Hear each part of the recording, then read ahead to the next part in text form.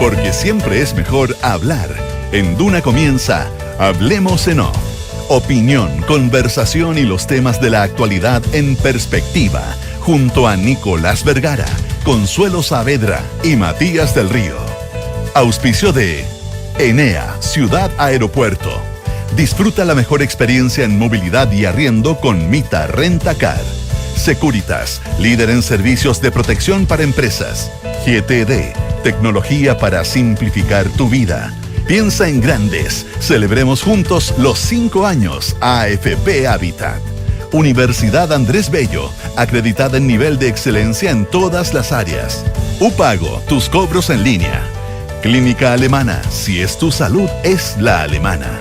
Digitaliza el área de recursos humanos con Talana. Y en Consorcio te damos el respaldo que necesitas para avanzar en todos tus proyectos. Duna. Sonidos de tu mundo.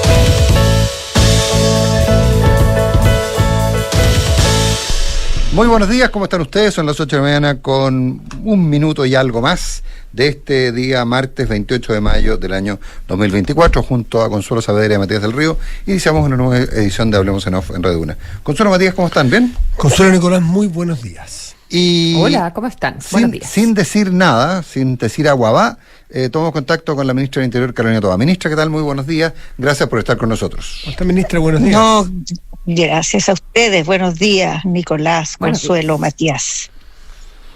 Consuelo. Si quiere, a ver. Sí, encantada. Ministra, aprovechemos los minutos. Quería comenzar por la situación de los carabineros de Meix, ¿verdad?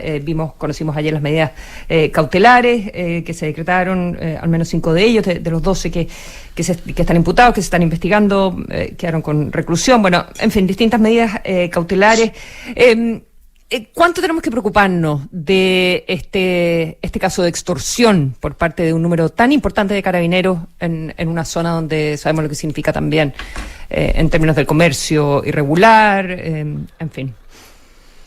Bueno, claro que tenemos que preocuparnos, ¿no? Cuando hay funcionarios policiales que están actuando por el lado del delito y no de la justicia, claramente es motivo de preocupación.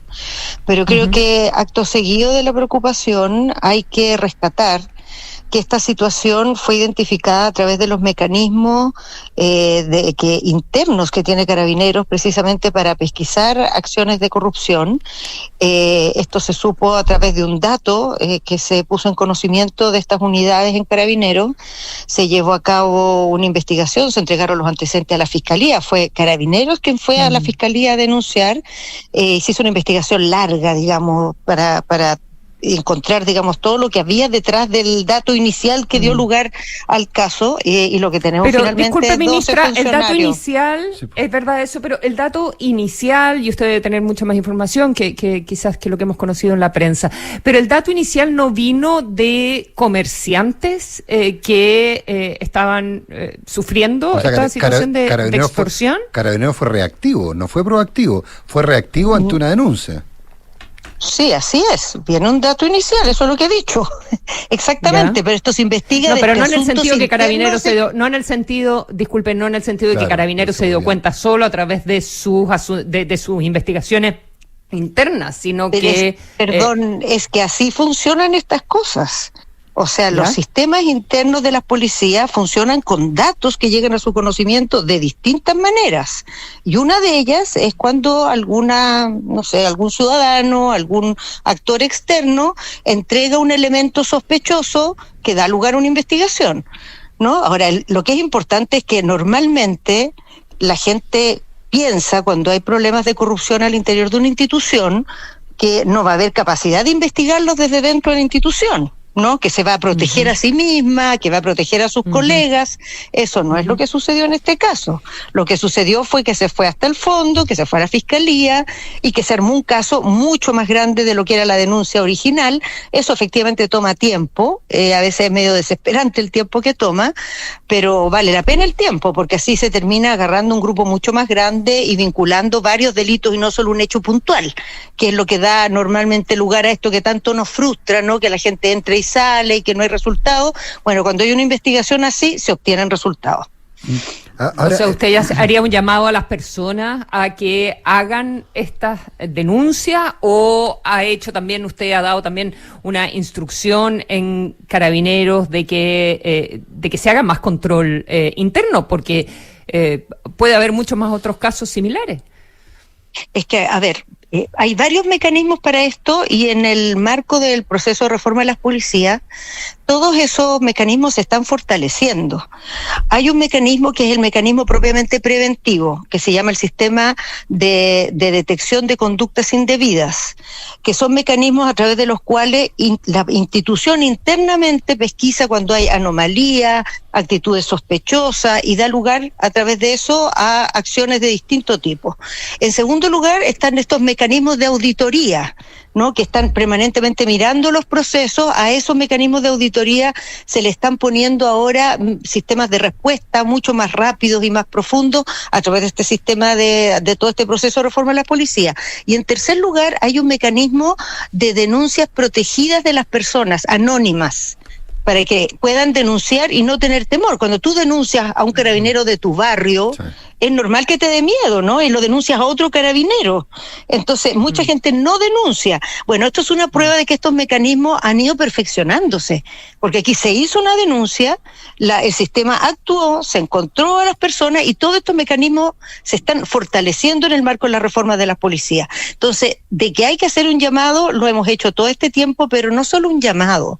Hay que mostrar a través de este caso que este tipo de denuncias tienen respuesta y que vale la pena hacerlas. No caen al vacío. Es verdad que no todas las denuncias dan resultados tan importantes como este, es cierto, pero tiene que haber muchas denuncias para que una de ellas, digamos, permita una investigación de esta magnitud y con estos resultados. Y no es única. Hemos tenido, no sé si con ustedes, no recuerdo en este momento, pero distintas conversaciones con la prensa por otros casos de distinta naturaleza, tanto en la región metropolitana como en el sur y en el norte, en que se han pesquisado carabineros involucrados en actos ilegales o con negocios, sí, francamente, con el crimen organizado. Pero bueno, de hecho es un tema y probablemente sería interesante que al menos el Ministerio Público conociera toda la información respecto a quienes están vinculados a esos hechos, quienes están imputados o condenados, funcionarios públicos condenados formalizados, pero de una suerte de registro público. Pero desde esa perspectiva, es cierto, pero lo que vimos ahora cruza un cierto límite. Pasa un límite, porque estamos hablando de una acción en la cual lo que se hace primero es que se desprotege una zona para luego cobrar por protegerla, que no sabemos los alcances respecto a si actuaban a dos puntas, es decir, solo protegían o desprotegían a los comerciantes, o si no habilitaban también el comercio ilegal. Sabemos que en la parte del comercio ilegal se quedaban con un porcentaje los cigarrillos ilegales que se venden, los cigarrillos de contrabando que se venden. Droga también, o sea, marihuana y cocaína también. Sí, bueno, yo había leído solo cigarrillos. Entonces, el punto es que esto pasa varios límites, pasa varias escalas y uno de repente puede pensar, ¿solo en Meix? ¿Solo Carabineros? Es que, a ver, yo creo que esto es evidentemente muy impactante conocer estos datos, pero quiero recordar que hemos pesquisado casos de este tipo de funcionarios de Carabineros que estaban involucrados en el robo de madera. Y en el caso del robo de madera sabemos cómo funciona ese negocio, o sea, negocio que ha atentado muchas veces contra personas, que ha incendiado vehículos, que ha asesinado personas. O sea, este no es el caso más grave de corrupción policial que hemos descubierto. Al menos urbano, probablemente, porque es más cercano a los barrios que nosotros conocemos. Exacto. Pero el impacto que ha tenido en el sur, que haya funcionarios metidos en este tipo, digamos, de actos delictuales que han sido, desde el punto de vista de la violencia, tremendos, digamos, no, al menos no es menor en relación a esto, son de otra naturaleza. Ahora, hay que tener presente, y esto es parte de las cosas que hoy día están en el corazón de las políticas de seguridad y antes las veíamos como cosas de las películas, es que la instalación de criminalidad organizada, una de sus estrategias más conocidas es permear las instituciones, claro, y corromperlas. Si uno mira la política nacional contra el crimen organizado, es una política que tiene 10 ejes y uno de los 10 ejes es el enfrentamiento de los riesgos de corrupción al interior de las instituciones, que son las policías, pero no son solo las policías, pueden ser los municipios, podría ser teóricamente la fiscalía, podría ser teóricamente también los tribunales y otras instituciones, el parlamento incluso. Entonces, en todas esas, digamos, instituciones que tienen este riesgo, hay cadenas de medidas que se están tomando, como yo les he mencionado, las de las policías. Las policías tienen hace algún tiempo declaración de patrimonio, y en la medida que tengamos inteligencia económica vamos a poder vigilar el patrimonio de las personas, cómo se va moviendo, si hay anomalías y poder detectarlas oportunamente. Es de las cosas que como Estado nos tenemos que preparar. Es parte del combate a la delincuencia, al tipo de delincuencia que tenemos hoy en el mundo, el tener resguardos para estos riesgos. Uh-huh. Ministra Carolina Toá, llama la atención que hay una suerte de adaptación a lo que hace el crimen organizado en esta policía, porque extorsiona, también se queda con material incautado, no sé si en la investigación va a salir más adelante el que eventualmente ellos, pues se encontraron unas pesas, se encontraron bolsas, y uno pudiera pensar que a lo mejor alguno de ellos pudiera también estar participando en la venta de drogas. Entonces es la característica que hemos visto en otros grupos de crimen organizado, por ejemplo en el norte, que primero que dominan un territorio y después actúan en ese territorio, no dando solo protección, sino que extorsionando y usando los métodos de negocios ilícitos. Entonces, como la cadena completa, una integración completa horizontal, y que es complejo que esas prácticas del crimen organizado, que sea a veces importado, lamentablemente, también estén estas policías. ¿Por qué no nos cuenta un poquitito de detalles ahora que ya se sabe y se abrió la investigación? ¿Desde cuándo, cuánto tiempo alcanzaron a funcionar o en qué lugares alcanzaron a operar estos 12 a 13 personas de la policía? No es uno o dos calladitos, sino que un grupo grandote. A ver, Matías, esto es la corrupción, pues. Esto es la corrupción. Esto quiere decir que las instituciones son permeadas desde afuera por quienes cometen delitos y hacen que las instituciones que están para combatir los delitos se pongan del lado de la comisión de los delitos. Y eso significa que se hacen parte de las ganancias de la delincuencia. Nos empiezan a beneficiar.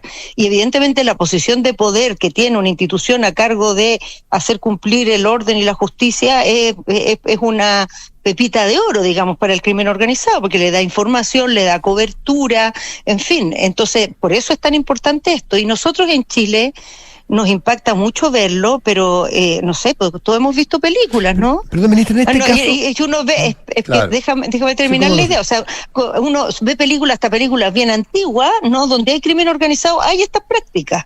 Ahora, en Chile sucedió una cosa de la cual tenemos que tomar nota muy en serio, que estas dinámicas se fueron instalando en la sociedad chilena con muy poca respuesta. O sea, nosotros estábamos mirando para otro lado y enfrentando y mirando los problemas de delincuencia en una perspectiva totalmente ingenua, mientras se incorporaba al país prácticas de esta naturaleza. Ahora, esa no es la situación hoy día. Desde que tenemos una legislación contra el crimen organizado, una política, hemos desarrollado una agenda enorme, recursos y tecnologías muy superiores a los que había hace un tiempo atrás y sobre todo conciencia. No, porque hay conciencia de que este es un tema. Mientras se iba instalando, hubo muy poca conciencia. No se detectó esto a tiempo. Entonces, que no me quede claro. En el caso de... Perdón, Matías. Disculpe, ministra, disculpe. Termine su idea, disculpe. Dime tú. Dado los detalles que usted debe conocer más en profundidad y no me queda muy claro todo lo que uno ha podido leer y conversar.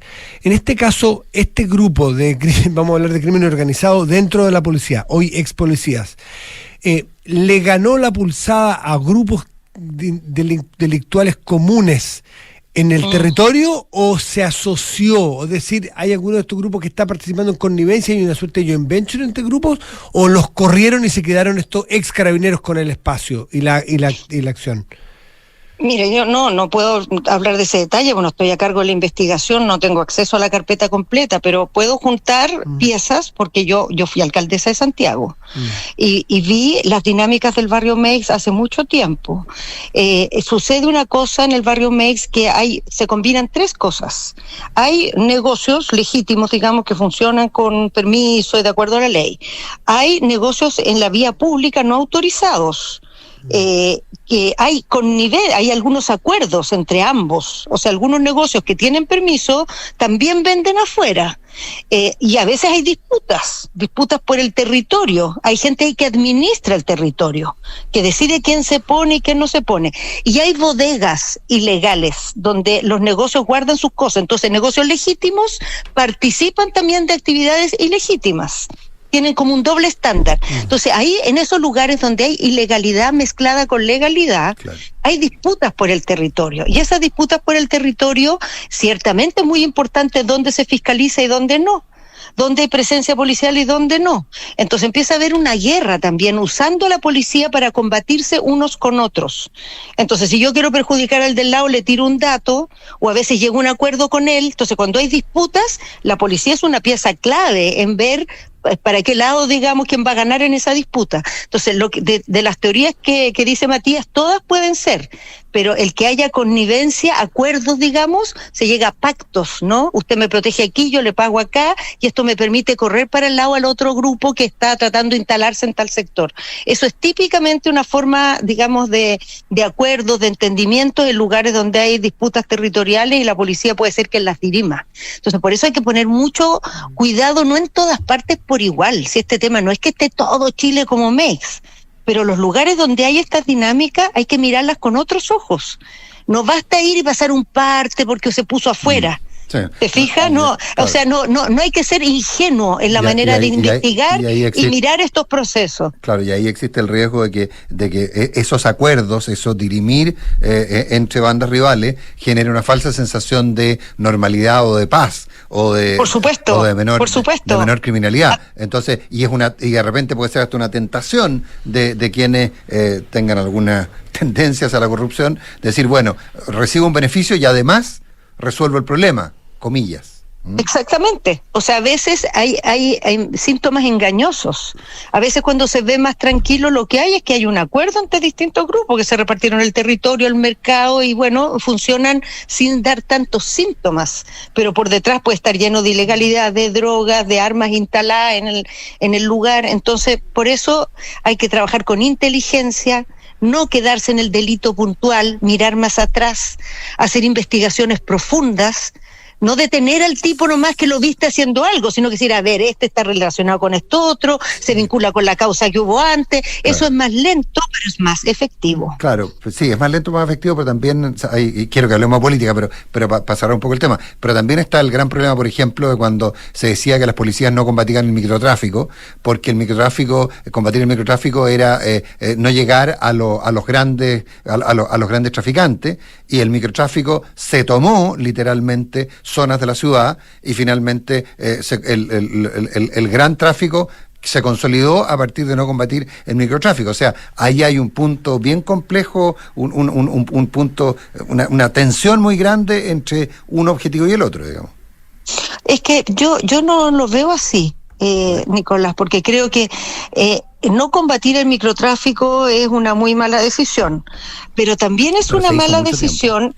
A ver, yo creo que más bien había malas estrategias investigativas y policiales, porque lo que tú tienes que hacer con el microtráfico, si te llega un dato, digamos, que hay un microtraficante, lo que hace MT0, el programa que se dedica al microtráfico, no es que no investiga el microtráfico, sino que cuando le llega un dato, en lugar de ir esa misma tarde, que es lo que se hace cuando la estrategia policial es mala, ir esa misma tarde, altos policías, allanar la casa, encontrar los 50 papelillos, meter presa a la persona, efectista, está al día siguiente está fuera porque es un delito menor, y los claro, que lo proveen hacia atrás siguen funcionando. Incluso si te va bien y lo logras meter preso más tiempo, a la semana siguiente lo reemplazan por otro.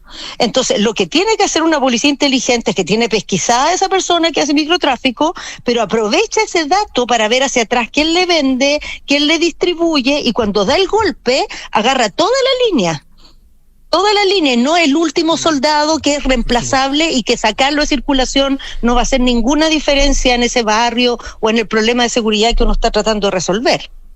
Y eso es como hoy día se trata de trabajar. No siempre se logra, evidentemente, pero hoy día tenemos, o sea, una policía, una fiscalía, un equipamiento, una legislación, y cuando tengamos inteligencia vamos a tener mucho más que nos permite ser mucho más efectivo en esta cosa y más profunda la actuación del Estado. Claro que evidentemente la preocupación es qué pasa con la corrupción dentro de la institución, no solo las técnicas y la capacidad que tienen para combatir el delito, pero quiero que nos movamos a la cuenta pública, que es algo... Movámonos, Consuelo, pero no dejemos dando bote esto. Efectivamente, la corrupción importa mucho, por eso es una línea de la política contra el crimen organizado, por eso se está mejorando el sistema de detección de conductas indebidas, el denunciante anónimo se está reforzando como mecanismo, porque efectivamente es crítico este tema, es central. Moverte la cuenta, yo solamente casi un sí y un no. ¿Usted ve peligro, ministra Carolina Toá, a que nos pasemos esta lógica de los bandazos, en que el perro mata a Paco, donde los carabineros eran lo más bajo de la sociedad, a que no se pueda tocar a carabineros y que... qué interesante, Matías, qué interesante. Y que nadie se atreva a criticar cosas que son objetivamente criticables y que después nos pasemos al otro bandazo y así nos vayamos? ¿Usted ve peligro? Bueno, o sea, peligro en la sociedad lo veo, pero nosotros, al menos en el gobierno, hemos sido muy atentos a levantar el dedo cuando hemos visto ese peligro.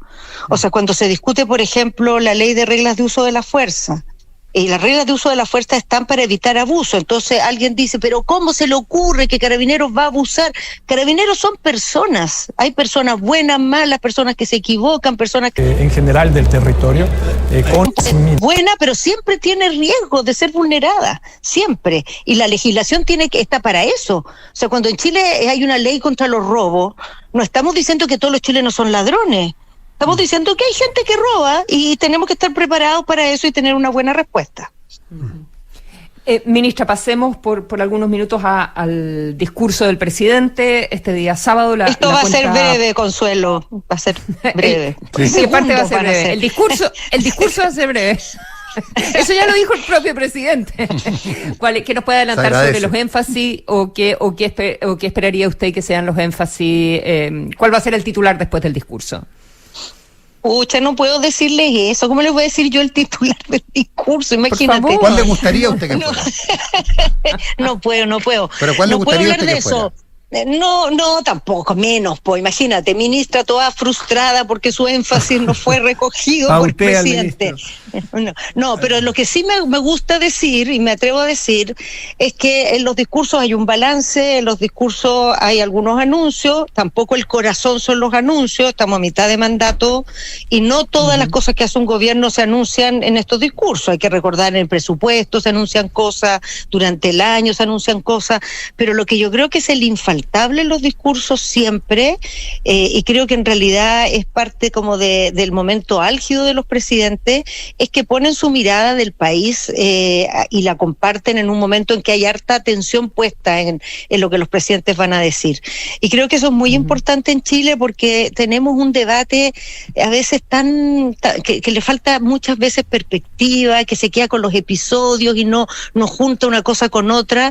Entonces se agradece ese momento en que los presidentes se paran y miran un poco con perspectiva dónde estamos y a dónde vamos, y por un rato tenemos la posibilidad de conversar en esos términos, digamos, en todos los demás actores también. Yo espero que eso pase en esta oportunidad y creo que en general en los discursos presidenciales tiende a pasar. Ayer conté en otra radio que, no sé, esto sí, no sé si el presidente quiere que lo cuente, pero ya lo voy a contar nomás, que él le gusta mucho estudiar los discursos de otros presidentes y siempre nos comenta las cosas que descubre, o sea, cosas que se dijeron el año, no sé, 40 y tanto en la cuenta pública y cómo se planteó el tema de tal conflicto que había en la época o cómo se puso el desafío de desarrollar tal cosa. Y uno se fija que en realidad a lo largo del tiempo en estos discursos se han hecho planteamientos que han sido importantes para Chile, que nos han marcado, y creo que ojalá en esta oportunidad tengamos oídos para eso también, y no solo para el conteo de los compromisos o de los anuncios, que igual no digo que no importe, pero no es lo único. Quizás ni siquiera es lo principal. Empieza la campaña, el que estén los ministros desplegados hoy día hablando previo a la cuenta y que en la cuenta se vayan a plantear cosas, ¿implica que empezó la campaña municipal? No, el año pasado se hizo lo mismo. O sea, todo gobierno bien puesto, que yo conozco. El recuerdo es que los énfasis no eran los mismos, pero puede ser. Yo estaba en varios gobiernos en distintas posiciones. En la cuenta pública, el aniversario de gobierno y el presupuesto Cualquier gobierno mínimamente bien organizado se despliega, pone un mensaje claro, va a las regiones, involucra a sus equipos regionales también en estas tareas, porque es la manera de trabajar como un equipo y no cada uno por la suya. ¿Y cómo piensa manejar la decepción o la molestia? Porque, por ejemplo, en la cuenta no se vaya a hablar de condonación al CAE, sino que se vaya a hablar de modificación al CAE o de solución al CAE. ¿Cómo van a manejar la decepción en los internos respecto a cosas que aparentemente está claro que no van a ser como se plantea, por ejemplo, desde el PC y una parte del Frente Amplio? ¿Cómo piensan manejarlo? Es que dos cosas. Primero, las propuestas del CAE se van a hacer en septiembre. ¿No van a Así estar en la que cuenta? las manejaremos. Bueno, pero es un gran título. ¿No van a estar en la cuenta? No, ese título no lo he dado. La propuesta del CAE se va a presentar en septiembre. Entre medio se podrán decir cosas, se podrá hablar, pero la presentación de una propuesta propiamente tal va a ser en esa época, lo hemos dicho en todas partes. Y en segundo lugar, ¿cómo se maneja la decepción? Bueno, gobernar es eso, pues, todo el tiempo. Todo el tiempo, porque tú avanzas en una dirección, pero eso significa un costo en otra dimensión, o se avanza, pero no es lo que se hubiera querido porque no se puede, o porque hay otras prioridades también. En fin, siempre en política y especialmente en el gobierno, porque cuando uno no está en el gobierno siempre puede hablar de sus deseos. Cuando está en el gobierno tiene que hablar de lo que va a hacer y de por qué y de cómo lo va a combinar con otros intereses, prioridades. Entonces, bueno, como se hace con mucho cuidado, nomás así se hace, tratando de explicar, tratando de poner en contexto y tratando también de hacer las cosas bien. Sí, yo creo que es muy importante en torno a este asunto. Se ha dicho tanto de el peligro, de lo mal, de lo bien. Todo eso que se ha dicho, evidentemente el gobierno lo ha pensado todo. O sea, el gobierno no va a hacer ninguna burrada con el CAE. Tiene clarísimo que hay maneras de enfrentar este problema que serían pésimas. Entonces, no vamos a hacer ninguna de esas cosas pésimas. Vamos a buscar una buena manera de enfrentar este problema. ¿Una burrada es una condonación general a estas alturas con los datos que tenemos sobre la mesa? O sea, una burrada es gastarse la plata de la gente pobre en pagarle las deudas a la gente que fue a la educación superior, por ejemplo. ¿No? Eso no es una buena idea. No, nadie está pensando en hacer eso. ¿Nadie? Porque nadie en el gobierno. Pero nadie en el gobierno. el Partido Comunista habla de condonación universal y sin condiciones. Por ejemplo, el diputado Cuello, jefe de bancada del Partido Comunista, dice que tiene las expectativas en una condonación universal. Lo mismo dijo la diputada Cariola. Pero a ver, ojo, que hay maneras y maneras de hacer las cosas. A ver. O sea, tú podrías, eso ya está claro que eso no es lo que el gobierno va a hacer. Ya. Pero el tema, cualquier medida que tú tomes es cómo la financias y quién la financia. ¿No? Si eso es lo importante que hay que concebir y cuál es el mecanismo por el cual se financia y las condiciones en que se va haciendo ese proceso, en qué cadencia, con qué requisitos. Todos esos elementos entran además en un sistema de financiamiento de la educación superior que tiene el problema del CAE, pero no es el único problema que tiene. Tiene varios problemas, entonces hay que mirarlo. Claro. Cuando uno mira los problemas en un sentido más amplio, los mira con perspectiva, empieza a encontrar soluciones. Cuando uno ve por un problema una sola tecla, ahí se queda pegado con esa tecla, a veces esa tecla no sirve, entonces hay que mirar para el lado, mirar otras opciones, otras posibilidades. Por eso esto se ha tomado un tiempo, porque se han mirado alternativas, porque se han buscado fórmulas que eviten todos estos riesgos que han estado en el debate en esta etapa y que ciertamente muchas personas alertan de esos riesgos, pero dan por un hecho que se va a hacer de esto de mala manera. No se va a hacer de mala manera. Yo creo que este gobierno ha mostrado ya de manera categórica que es un gobierno serio con las finanzas públicas, preocupado de que los recursos se gasten de manera equitativa. Entonces, hay cosas que no vamos a hacer y tenemos claro que el mundo no se termina en esa alternativa. Hay otras alternativas mejores. Ministra, en septiembre sabremos. Sí. Bueno, veremos un adelanto. Desarrollo. Esperamos pensamos este que fin de spoilear semana. usted, ministra, un poco. En los menos de nada de segundos que nos quedan, creo, además hemos abusado del tiempo que nos ha dado. Yo quiero hacer una pregunta final, pero dale tú. Explíquenos qué es lo que tiene tan trabada la discusión sobre la creación del Ministerio de Seguridad, que es parte importante de lo que queda pendiente del Fast Track de seguridad desde el año pasado. ¿Por qué cuesta tanto definir el área con que quedaría el Ministerio del Interior una vez que se creara el Ministerio de Seguridad? ¿Y qué posibilidades hay de resolver ese asunto? A ver, me cuesta a mí entenderlo bastante también, Consuelo, porque creo que se ha tratado de transformar en una especie de gallito político y de tema polémico, algo que en el Senado no fue lo más mínimo polémico, en el sentido que la creación del Ministerio de Seguridad nunca se ha pensado como que debiera tener como resultado el debilitamiento del Ministerio del Interior. Al contrario, cuando esto surgió, cuando esto se empezó a hablar, a mí también me ha pasado, fue en la época del ministro Insulza, cuando él era ministro del Interior, pero a mí, ministra, ahora me pasa lo mismo, que muchas personas dicen, bueno, pero usted con estos temas de la seguridad le cuesta mucho, es muy difícil compatibilizar esa tarea, que además cada vez es más grande, con las tareas de jefatura de gabinete, de conducción política. ¿Cómo hacemos para lograr que estas dos cosas se puedan hacer bien? De ahí salió la idea de hacer dos ministerios. Pero con el tiempo se ha ido viendo que al sacar seguridad del Ministerio del Interior y decir ahora Interior se va a dedicar a estos roles, digamos, para los que siempre fue pensado, no, fuimos a mirar en la ley y esos roles no están descritos en la ley en ninguna parte. Han sido tradicionales, han sido parte como de nuestra historia republicana desde siempre, pero no están, digamos, especificados. Entonces existe el riesgo de que al Ministerio del Interior, desde el momento que pierda las tareas de seguridad, con todo lo que eso significa, ¿no? Porque la seguridad es una muestra de fuerza, es tener el control de las policías, te da una especie de jinetas casi de manera natural. Entonces, al perderlas, también puede debilitarse en este rol, digamos, de conducción del gabinete, de coordinación política. Entonces, se ha visto, y en el Senado eso fue obvio, que hay que poner en la ley claramente estos roles, nada del otro mundo, lo que siempre ha sido nomás.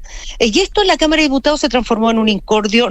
Yo realmente no quiero calificarlo, pero como que esto fuera un cambio de régimen político, que se le van a quitar poderes al presidente, que yo realmente no veo el fundamento de eso, ni el riesgo de eso en ninguna parte. Bueno, esto tampoco es que esté tan trabado, lo tiene que votar ahora el Senado y va a ir una mixta que tiene que funcionar durante junio y queremos despachar ahora a fines de junio.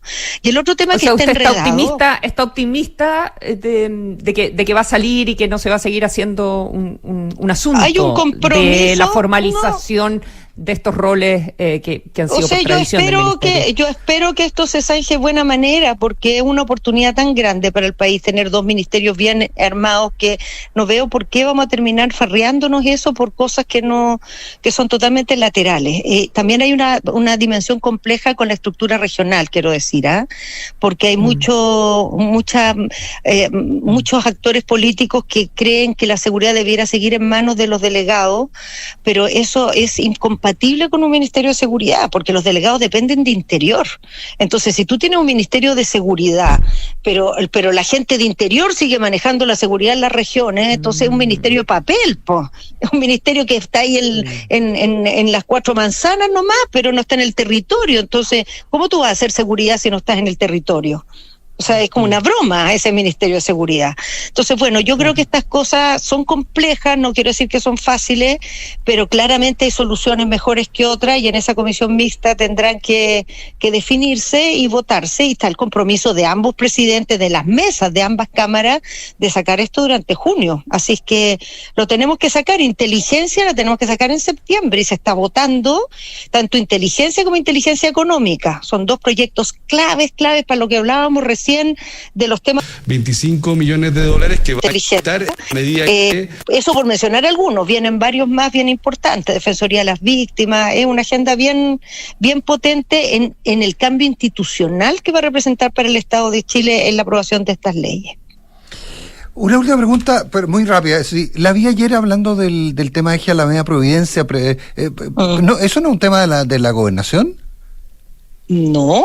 A ver. Pero no, por Dios, no, esto es un proyecto de 115.000 millones de pesos, de los cuales 98.000 los pone el gobierno del presidente Gabriel Boric. Ya. Quiero repetir, 115.000 millones de pesos, de los cuales 98.000 pone el gobierno del presidente Gabriel Boric.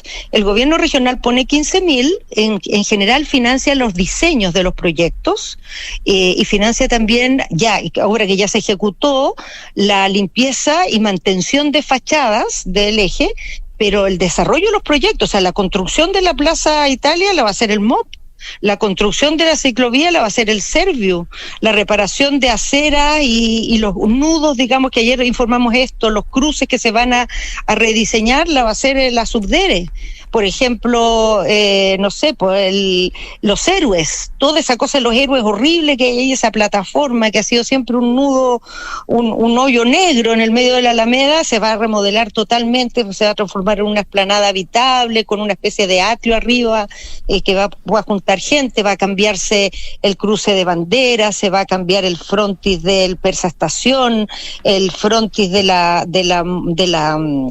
estación de metro de la Universidad Católica, se van a crear nuevos cruces peatonales, por ejemplo en el desvío de Diagonal Paraguay, que ahí hay varios cientos de metros sin ningún cruce peatonal en la Alameda, se van a hacer cruces peatonales para poder circular de norte a sur, y esas obras se ejecutan con presupuesto del gobierno central. Lo que pasa es que este proyecto, y esa es la gracia que tiene, agrupa en un solo directorio que encabeza el gobierno central, pero está el gobernador regional, están los 4 municipios afectados y todos contribuyen, cada uno en la medida de sus dimensiones, digamos. Y en los 30 segundos que nos quedan, ¿qué va a significar el eje? ¿Desaparece finalmente el Plaza Baquedano? ¿Va a significar que vamos a tener el gran bulevar que Santiago se merece? ¿Cómo va a quedar? Porque uno ha escuchado tantas versiones que se enreda. Va a quedar lindo, Nicolás, va a quedar lindo. O sea, la plaza no va a desaparecer, va a ser un parque. Va a dejar de haber una rotonda, y esa rotonda se va a correr para el lado, digamos, y va a armarse un parque al lado que va a dar continuidad desde Santiago a Providencia en una sola área verde. Vamos a tener una ciclovía de verdad, no esta porquería que hay ahora que parece turismo aventura, andar en esa ciclovía por el medio de la Alameda, y los cruces van a estar bien resueltos para que los peatones puedan circular y el bandejón sea un lugar decente. Si hoy día es una cuestión que da pena, la Alameda realmente... Baquedano no vuelve, ¿verdad? Mira, tenemos que decidir en conjunto lo que va a pasar ahí en ese plinto que está todavía parado y que ahí va a seguir, porque en el fondo y ahí tenemos que decidir qué se va a hacer. Está desarrollándose en esta etapa todo un proceso de focus group para levantar opiniones, qué espera la gente, qué le gustaría, y yo creo que el sueño de todos es que ahí haya algo, lo que sea, digamos, que nos represente a todos y que tenga sentido. ¿A usted le gustaría que tenga algún sentido? ¿A usted le gustaría que estuviera Baquedano ahí de vuelta? No es lo que prefiero. Me da miedo traer de vuelta a Baquedano, fíjate. ¿Pero por el miedo a lo que significa o porque no le gusta a usted? No. En un aporte que Estado generan dentro del gobierno del presidente para apoyar a las familias de menores. Yo creo que el problema es que eso fue objeto ya de tanta tensión que yo buscaría algo que nos pacifique en ese lugar. Para que nos diga ya, aquí estamos tranquilos, estamos todos, nadie ganó. Nadie le puso la pata encima a nadie. Yo prefiero dar esa señal en ese lugar que la otra. Todavía siguen mucho alto, sino que también del aceite, de papa. Y creo que todos queremos que ese sea un lugar tranquilo, donde pasen cosas, no un lugar muerto, donde pasen cosas, donde se celebren los partidos, pero no terminemos avergonzados cada vez que se junta gente en ese lugar. Ministra Carolina Toá, 1.000.000 de gracias por estar también conversando con nosotros. Muy bien. Gracias, ministra. Muchas gracias.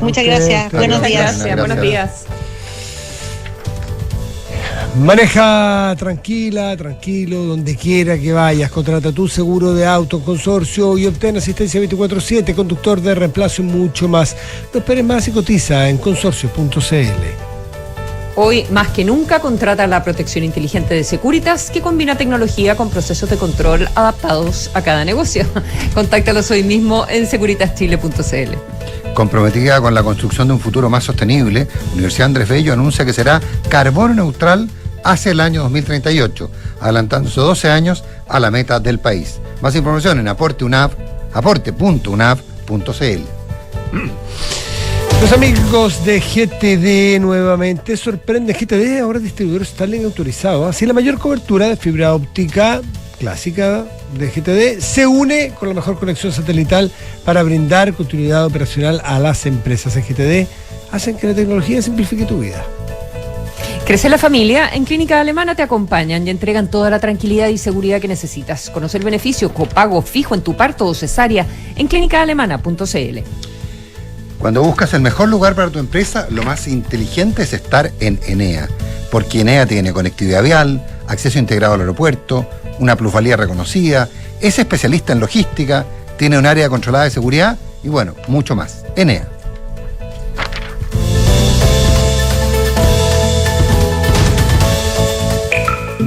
El buen humor es una de las mejores prendas que se pueden vestir en sociedad. En Duna, el escritor inglés William Makepeace Thackeray. Duna, voces, inspiración y sonidos de tu mundo.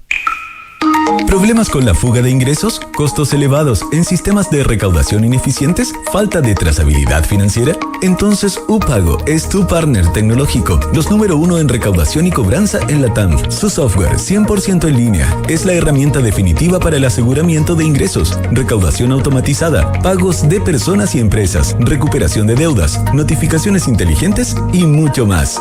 upago.cl, tus cobros en línea. No sé, pues pregúntale a la inteligencia artificial. Ah, verdad. ¿Cuál será la mejor ubicación para nuestra empresa con buenos accesos viales? Respuesta en español neutro, mexicano neutro o inglés. Mexicano.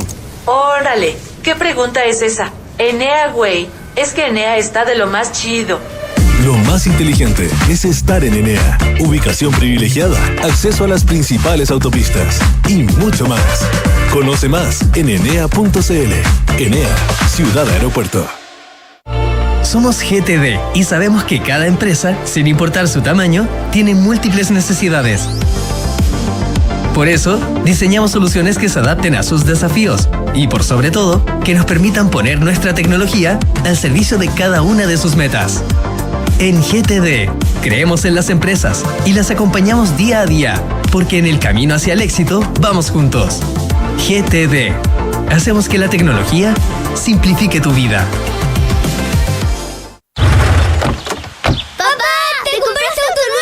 ¿Les gusta, niños? ¡Sí! Papá, ¿me vas a llevar a clases de baile? ¡Seguro! Papá, ¿y a mí me vas a dejar manejar? Cuando cumplas 18 años, seguro.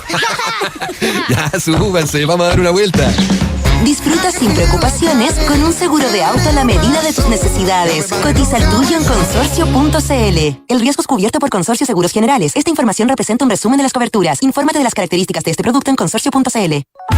En un momento en que la seguridad es crucial para las empresas en Chile, contrata la protección inteligente de Securitas, que combina tecnología con procesos de control adaptados a cada negocio, para que tu empresa siga adelante y no se detenga. Contáctanos hoy mismo en securitaschile.cl y descubre cómo podemos diseñar juntos un plan de protección que te brinde tranquilidad. Securitas, líder en servicios de protección para empresas. En Mita Rentacar y Leasing Operativo somos mucho más que autos para disfrutar. Somos mucho más que flotas para las industrias que mueven el país. Somos servicio de excelencia y seguridad. Somos innovación y cuidado por el medio ambiente. Además, en Mita somos referentes en la movilidad para empresas de norte a sur, como también para las personas que hacen de su vida un constante movimiento.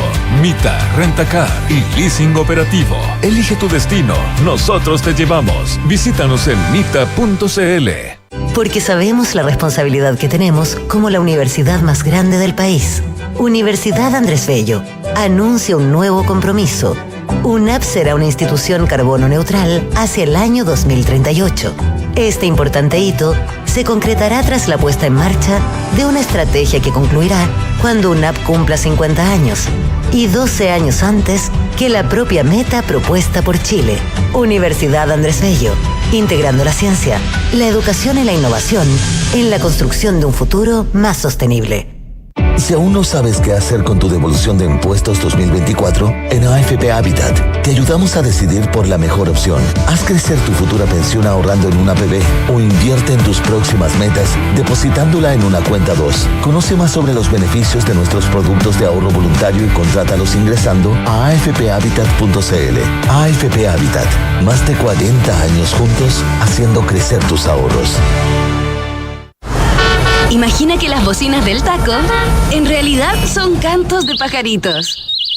Ese mismo alivio se siente cuando tienes Talana, la plataforma multidispositivos de recursos humanos, donde podrás gestionar y coordinar a tus colaboradores de manera fácil y donde la información y documentación de tu equipo estará siempre actualizada y segura. ¿Quieres saber más? Entra a talana.com. Talana, tecnología humana. Nicolás Vergara, Consuelo Saavedra y Matías del Río invitan. Esto es Hablemos en Off, en Duna. Opinión y sonidos de tu mundo. Desde la app Talana, revisa solicitudes y gestiona la información de tu equipo fácilmente y desde un solo lugar. Talana, tecnología humana. Evita la fuga de ingresos hoy. Upago es la plataforma líder en la TAM en recaudación y cobranza, un software 100% en línea que garantiza los ingresos de tu empresa de manera automática y segura. Upago, tus cobros en línea. ¿Y en qué piensas cuando piensas en tu futuro? Tus sueños están más cerca si te cambias a Habitat, porque en Habitat el futuro lo escribes tú. AFP Habitat, más de 40 años juntos, haciendo crecer tus ahorros. Y tomamos contacto con el senador Iván Moreira, presidente de la Comisión de Trabajo y Previsión Social del Senado, donde están ocurriendo muchas cosas. Senador Moreira, ¿qué tal? Buenos días. Muy buenos días, Nicolás, Consuelo y Matías. Un placer de conversar a esta hora de la mañana con ustedes. Y como digo yo, sin censura. Ah, mire, qué bien. Oye, acá no se significa que pueden preguntar además, de entonces todo. no podemos hablar por nosotros. No, además en el día, me llamaba la atención que el otro día, que era el día del hot dog, y fue para el día del hot dog a la Moneda, estuvo con la ministra y el presidente, y justo hoy día el día de la hamburguesa. Así que no sé si va a ir de nuevo. se junta con alguien hoy día. No, el día del completo. No, hoy de la hamburguesa. Perdón, del completo, obvio, no del hot dog, del completo. Oiga, sí. Senador Moreira, déjeme que le cuente una mini anécdota. El otro día le contaba a un joven, a un hijo mío joven, que me habló de usted, la noticia, viste que el senador Moreira es un completo con el presidente de la República. Yo le dije, ustedes hubieran conocido a Moreira. ¿Cómo evolucionamos? Yo me acuerdo del Moreira que hacía huelgas de hambre, y era un Moreira hiperradicalizado, en fin, no vamos a mostrar, pero la evolución que ha tenido un Moreira, que está por terminar además un periodo de senador, que ya no se reelige, en fin, ¿usted hace alguna análisis crítico de su propia vida y de su propia evolución a ser mucho más dialogante ante la austera? Voy a decir algo políticamente incorrecto, pero con mucho respeto a usted y a los auditores. Vaya. Es un chilenismo. Pucha que hice huevadas cuando joven, oye. Menos mal que la mitad era de Garabato nomás. Sí, el pucha está muy bien puesto. El pucha, escucha una cosa, la verdad que, y disculpen la palabra, el chilenismo para que tú lo entiendas, desde que yo asumí como senador hace más de 10 años, cumplí 12 años como senador con una sola reelección, vi las cosas en forma distinta, en que en el Senado uno se tenía que tomar en serio el lenguaje y la responsabilidad que tenía en cada una de las comisiones y del momento político. Entonces hoy día yo veo las cosas con mayor madurez, ya tengo 67 años, uno se pone serio, más responsable, y bueno, y uno dirá, ¿y por qué no antes? Bueno, porque la vida es así nomás, pues. En la Cámara de Diputados quizás las cosas son muchos, las cosas se ven, hay mucha juventud, con mayor simpleza, pero hoy día nosotros vemos con preocupación verdaderamente después de tantos años de democracia, un clima de beligerancia, de histeria en nuestro sector y en todos los sectores políticos. Entonces yo le quise poner una cuota de humor a un Twitter que se lo tomó en serio el presidente, y a través de sus asesores me llamó, ya pues conversemos, pero conversamos de todo junto a un completo con cierta grado de humor político para distender en un ambiente de enfrentamiento que estamos viendo y que yo jamás recuerdo, hasta en los peores momentos difíciles que hubo entre el año 90, cuando volvió la democracia y el clima que se vivía, hoy día se está viviendo en algunos sectores que yo diría se están comportando y están actuando como una verdadera extrema derecha. Y yo en ese escenario me considero una persona de derecha moderada. Ahora, siguiendo ese mismo razonamiento, ¿eso implica, por ejemplo, que hoy día está usted más dispuesto, por ejemplo, a que parte de la cotización adicional que se consiga, que puede ser el 6, el 4, el 3, da lo mismo, que parte de ella vaya a reparto? No, en eso, mire, en eso nosotros hemos sido claros, de alguna manera se interpretaron de una manera que no corresponde las declaraciones, por ejemplo, de nuestra candidata presidencial Evelyn Matei, que ha tenido la valentía de decir las cosas como son, y eso pudiese perjudicarla a ella en el caso que gane las próximas elecciones presidenciales, porque este tema, echarlo para adelante, no es bueno. Mire, nosotros hemos sido sumamente claros. En el mundo, todas las reformas previsionales han sido graduales. Entonces, ¿qué es lo que nosotros le hemos propuesto al gobierno?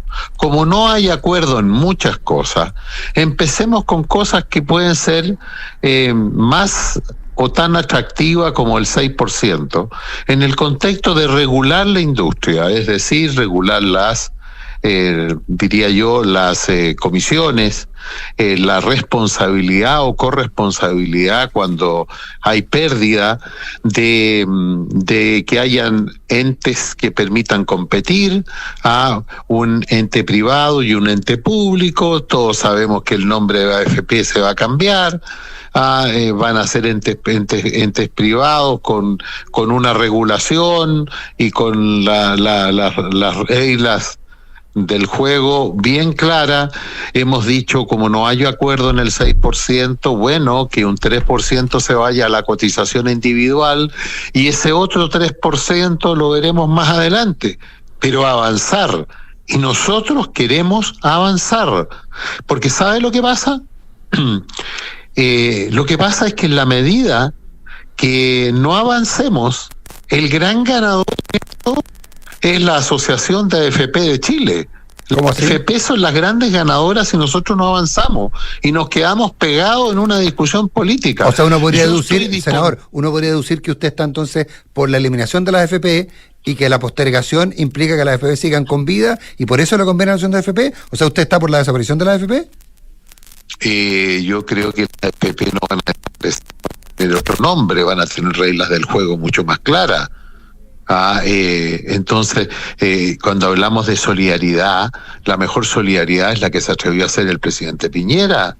El presidente Piñera con la PGU, que la PGU es una muestra de avanzar en materia de seguridad social. Eso lo hizo el presidente. Ahora, con respecto a la AFP, si aquí no se trata que se vayan o se queden, aquí lo que se trata es que hagan una buena labor, porque aquí nosotros tenemos una responsabilidad compartida.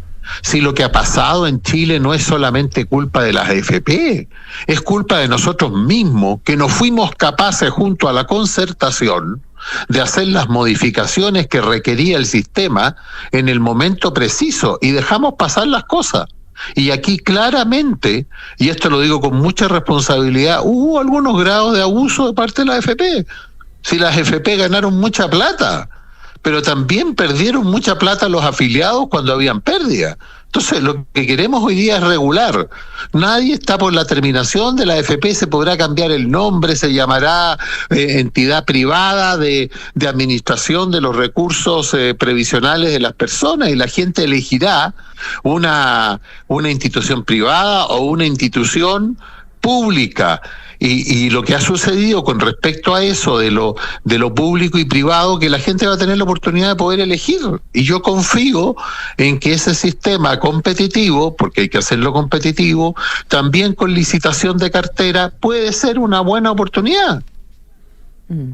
Senador, perdón, Consuelo, yo te quiero decir una cosa. En ningún país del mundo se pretende hacer una reforma previsional en los términos que se está haciendo en Chile, de un día para otro cambiarlo todo. Eso es imposible. Tenemos que ir en forma gradual.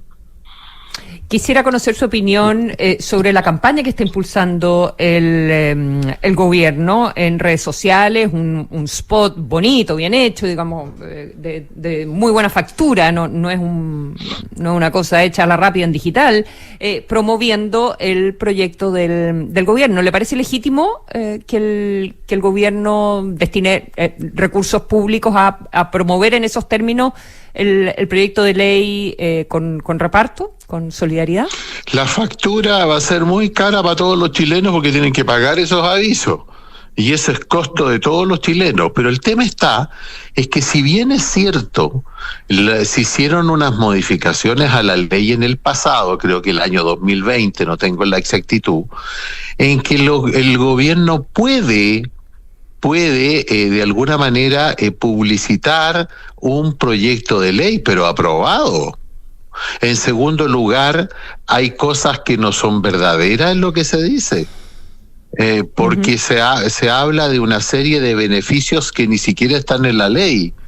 Entonces creo que está al borde de la ilegalidad y por eso nosotros esperamos que la Contraloría emita un informe al respecto. Ya lo hemos pedido y lo vamos a pedir formalmente desde el Senado para conocer los pasos que ha dado el gobierno en esta materia y que la Contraloría nos diga si esto se ajusta o no a la ley vigente.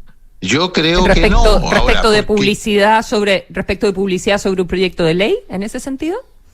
En ese sentido, si el gobierno puede hacer publicidad de políticas públicas, pero en este caso se está metiendo en un proyecto de ley que fue rechazado, en un proyecto de ley que es un cascarón, que tiene una serie de elementos que no son claros.